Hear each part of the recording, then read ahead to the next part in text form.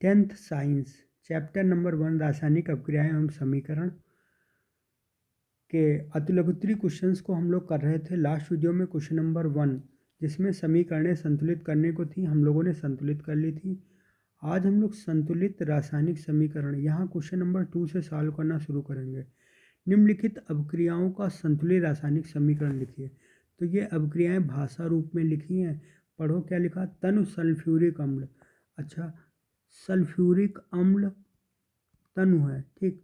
यहाँ पे नीचे तनु लिख देना है। तनु का विलोम शब्द होता है सांद्र, ठीक। सांद्र मतलब गाढ़ा, तनु मतलब हल्का सल्फ्यूरिक अम्ल, ठीक।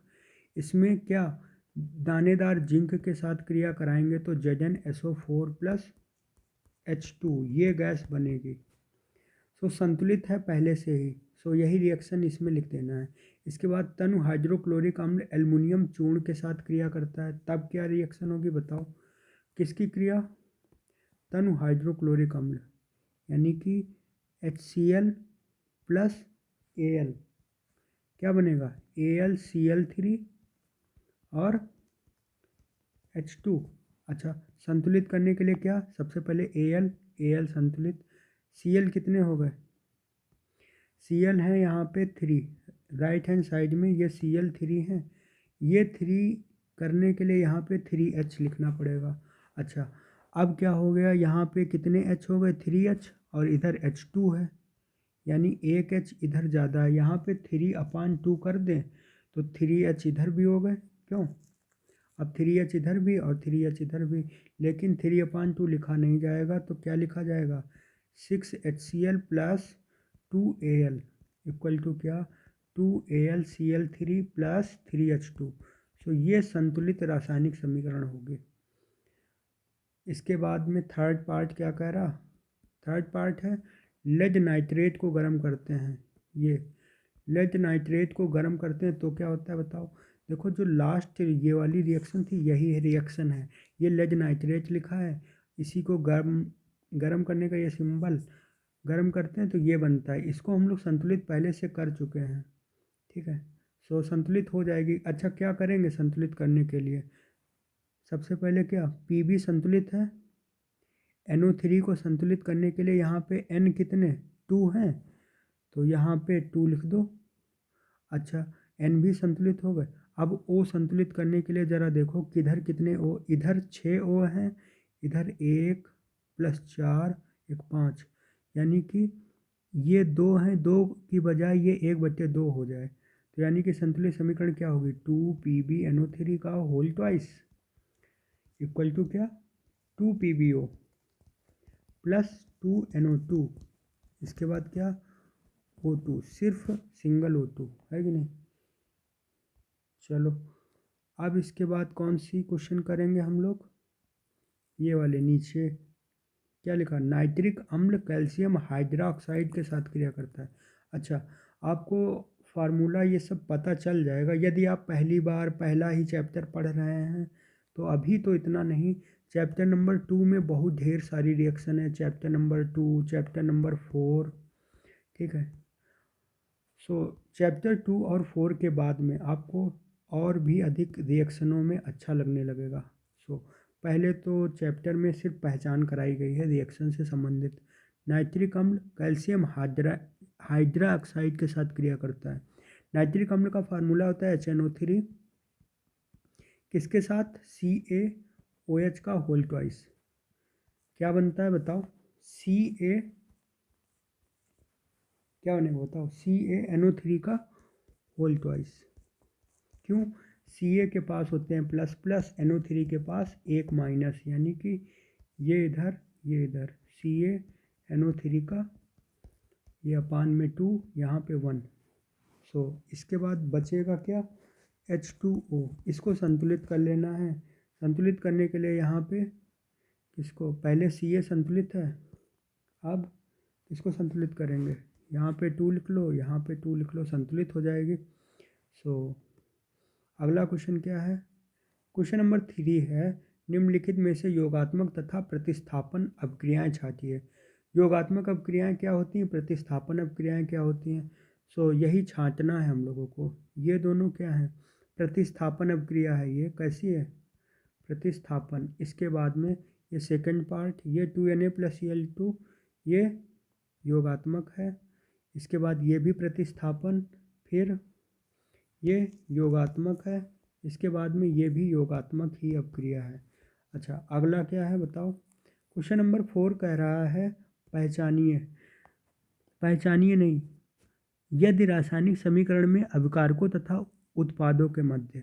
अच्छा, ये जो रिएक्शन कोई भी हम लोग लिखते हैं तो अभिकारक इधर होते हैं और उधर क्या होते हैं, उत्पाद जो बनते हैं वो उत्पाद होते हैं।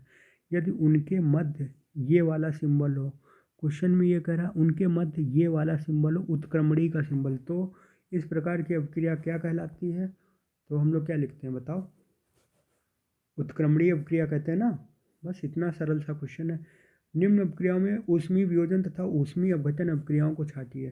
तो ये जो उत्क्रमणी अनुत्क्रमणी का सिंबल है, इसी से ही हम लोग पहचान लगा लेते हैं। तो ये फर्स्ट और फिफ्थ कैसी अभिक्रियाएं हैं बताओ, फर्स्ट और फिफ्थ ऊष्मीय अपघटन हो रहा है इसमें, इसमें क्या हो रहा है, इसमें हो रहा है अपघटन, ऊष्मीय अपघटन हो रहा है, ठीक। अच्छा, इसमें आयन बन रहे हैं ना, है तो आयनिक क्रिया, मतलब उत्क्रमणी तो है लेकिन आयन बन रहे हैं, तो ये ऊष्मीय वियोजन नहीं है, ये ऊष्मीय वियोजन है, ये ऊष्मीय वियोजन है। तो सेकंड एंड फोर्थ ऊष्मीय वियोजन है। यहाँ पे जल में घोला जा रहा है ना, देखो सभी में गर्म करने पर जल में घोला जा रहा है। ये चैप्टर 2 से रिएक्शन जब हम लोग चैप्टर 2 में पढ़ेंगे तो वहाँ पे आपको मिलेगा वैद्युत अपघट्य पदार्थ, ठीक है। सो वहाँ पे आयन बनते हैं, आयनिक सिद्धांत हम लोग पढ़ेंगे, ठीक है। अगला क्वेश्चन नंबर 6 क्या कह रहा है, निम्न अभिक्रियाओं में ऊष्मा शोषी तथा ऊष्मा छेपी बताइए।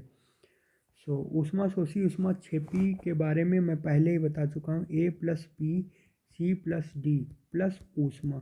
अगर राइट हैंड साइड में इधर प्लस करके लिखा हो तो समझ जाना ऊष्मा छेपी है, और अगर माइनस करके लिखा हो, यही चीज़ किस में लिखी हो, माइनस करके, ठीक है। तो ये कैसा होगा बताओ, A+B यहाँ पे क्या C+D माइनस ऊष्मा, ये ऊष्मा शोषी हो गया, क्या हो गया, ऊष्मा शोषी। अगर माइनस करके लिखा है तो ऊष्मा शोषी, और अगर प्लस करके लिखा है तो ऊष्मा छेपी। अच्छा, वही चीज़ अगर इधर A+B तीर के निशान के पहले ऊष्मा लिखा हो तो प्लस ऊष्मा का मतलब ऊष्मा शोषी, ठीक। अच्छा, माइनस ऊष्मा इधर लिखा हो तो ऊष्मा छेपी। सो ये कॉन्सेप्ट क्लियर कर लेने के बाद में, अच्छा इनमें से बताओ, देखो भाई ये प्लस लिखा है, ये प्लस लिखा है, कोई भी रिएक्शन हो तीर के निशान के उधर अगर प्लस में ऊष्मा निकल रही है मतलब ऊष्मा छेपी है। यहाँ पे प्लस में लिखा है तीर के निशान से पहले ये ऊष्मा छेपी था, ये ऊष्मा शोषी है ना। अच्छा, ये तीर के निशान के बाद में माइनस लगा है, यानी कि ये इधर चला जाएगा, ऊष्मा शोषी। अच्छा, ये तीर के निशान से पहले माइनस लगा है, ये ऊष्मा छेपी। अगला क्वेश्चन क्या है, बिना बुझे हुए चूने से बुझा हुआ चूना कैसे बनाते हैं बताओ। ये क्वेश्चन काफ़ी सरल है, 7 नंबर। यदि आपने चैप्टर 2 पढ़ लिया तभी सरल लगेगा, बताओ। वहाँ पे आपको यौगिक मिलेंगे 5 जिनको हम लोगों को पढ़ना होता है। बिना बुझे चूने से क्या बनाना है, तो बिना बुझे चूने का फार्मूला CaO+H2O क्या होता है, CaOH का होल ट्वाइस, ठीक। बिना बुझे हुए चूने से बुझा हुआ चूना, इसको बोलते हैं बुझा हुआ चूना, इसको बिना बुझा हुआ चूना। तो जल के साथ क्रिया करानी पड़ती है। अगला क्या, आलू चिप्स और कुरकुरे की थैली में कौन सी गैस, नाइट्रोजन गैस, ठीक। चूना पत्थर का रासायनिक सूत्र CaCO3। अच्छा, जलवाष्प को रासायनिक समीकरण में प्रकट करने के लिए किस प्रतीक से दर्शाते हैं, H2O लिख के ब्रैकेट में गैस लिख दो। गैसीय अवस्था में जब जल होता है तो जलवाष्प बोला जाता है कि नहीं। अच्छा, अगली रिएक्शन क्या है, जिंक तथा तनु सल्फ्यूरिक अम्ल के मध्य होने वाली रासायनिक अभिक्रिया में कौन सी गैस बनती है, गैस पूछ रहे हैं, गैस। सो बताओ, जिंक प्लस तनु सल्फ्यूरिक अम्ल, तनु सल्फ्यूरिक अम्ल जब क्रिया करता है क्या, ZnSO4 प्लस H2। सो इस अभिक्रिया को क्या कहते हैं, मध्य होने वाली रासायनिक अभिक्रिया कौन सी गैस बनती है, बताओ, हाइड्रोजन गैस बनती है। कौन सी गैस बनती है, हाइड्रोजन गैस। इसके बाद में 12 नंबर क्या कह रहा, कॉपर सल्फेट विलयन में लोहे की कील डालने पर, कौन सी कील डालेंगे बताओ, लोहे की कील, यानी कि कॉपर सल्फेट लिया प्लस Fe डाल दिया, क्या होगा, FeSO4 प्लस Cu। तो इस प्रकार की अभिक्रिया क्या कहलाती है, प्रतिस्थापन ना। हाँ चलो, अवक्षेप क्या होते हैं, अवक्षेप देखो, जैसे गैस कोई निकलती होती है तो हम लोग क्या कहते हैं बताओ, जैसे अभी गैस निकली थी हाइड्रोजन गैस, तो गैस का सिंबल ये होता है, अवक्षेप का सिंबल ये होता है। अवक्षेप विलयन में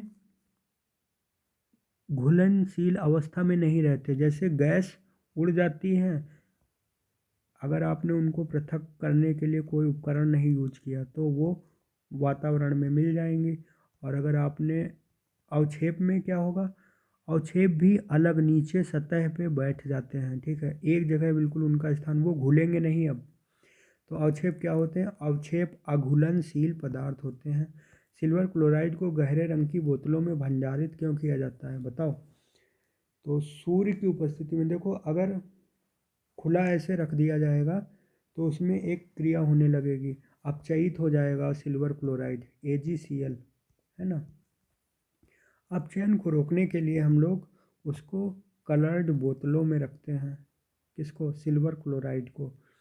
तो क्यों किया जाता है, क्योंकि वह सूर्य के प्रकाश की उपस्थिति में अपचयित होने लगता है, और अपचयन रोकने के लिए हम लोग सिल्वर क्लोराइड को कलर्ड बोतलों में रखते हैं, रंग की, गहरे रंग की बोतलों में, ठीक। अगला क्वेश्चन क्या, निम्न में भौतिक तथा रासायनिक परिवर्तनों में वर्गीकृत कीजिए, ठीक है। तो अपने उत्तर के औचित्य के पक्ष में कारण भी बताओ कि ये भौतिक परिवर्तन है तो क्यों है, ठीक है। सो आपने भौतिक परिवर्तन, रासायनिक परिवर्तन बुक में बिल्कुल स्टार्टिंग में आपको पहले ही पढ़ाया गया होगा, तो मैं बता दे रहा हूँ कौन कौन से भौतिक परिवर्तन है। फर्स्ट, ये पेट्रोल का वाष्पीकरण, इसके बाद द्रवीकृत पेट्रोलियम गैस। देखो, जो भौतिक परिवर्तन होगा उसको हम लोग फिजिकल लिखेंगे और बाकी को केमिकल, ठीक है। केमिकल चेंजमेंट, फिजिकल चेंजमेंट, है ना। तो ये फिजिकल हो गया, ये केमिकल हो गया, केमिकल। इसके बाद फिजिकल, केमिकल, फिजिकल, है ना। इसके बाद फिजिकल, केमिकल,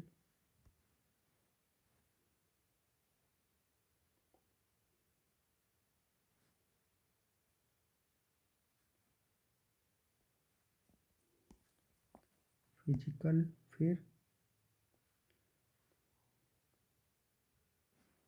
केमिकल।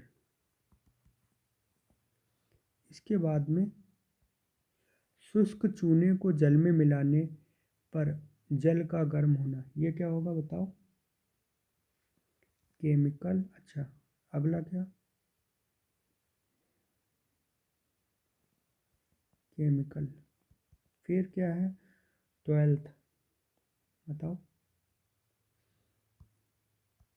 भौतिक परिवर्तन ना। इसके बाद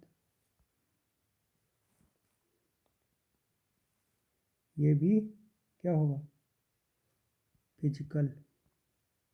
फिजिकल मीन्स भौतिक, यहाँ पे ये भी केमिकल, केमिकल चेंजमेंट है। सो ये आपको याद होने चाहिए।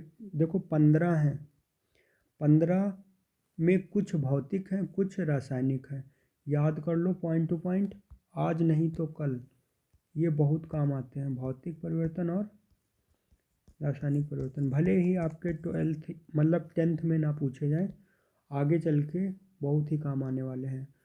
एग्ज़ाम में पूछे जाते हैं, कॉम्पिटिटिव एग्ज़ाम में।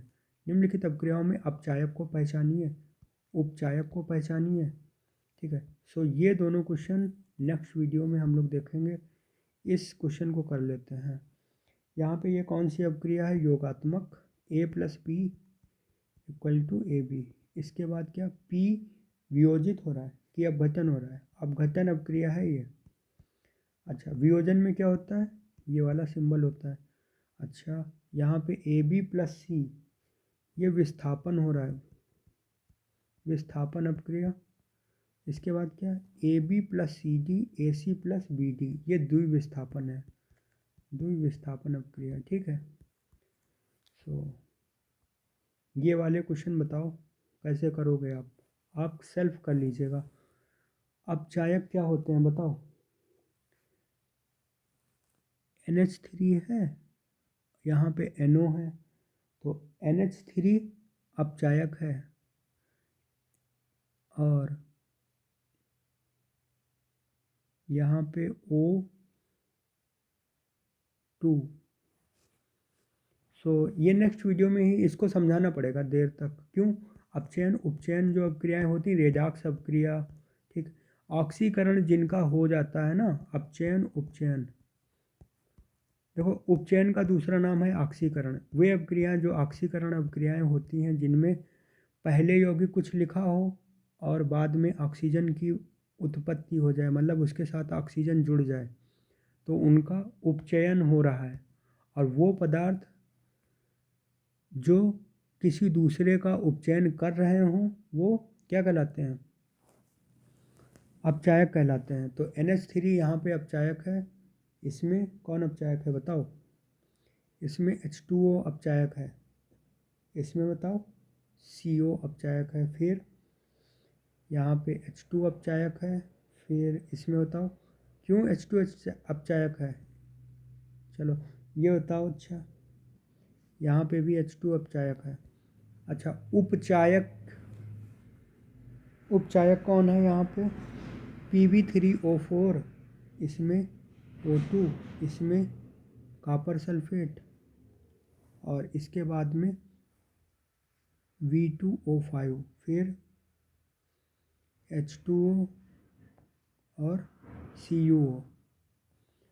सो